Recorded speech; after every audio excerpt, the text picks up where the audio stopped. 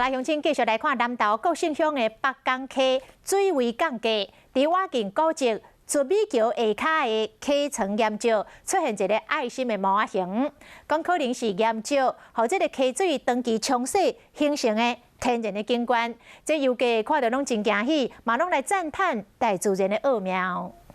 个石头的爱心的，你看，迄啦。石头顶出现一个爱心，而且双边佫差不多平大，游客看到了真欢喜。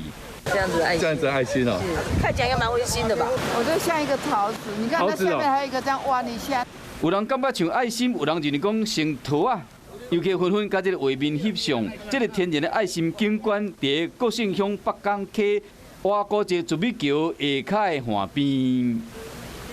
枯水啊，水位比较低，所以是发现这个天然形成这个一个爱心的一个形状。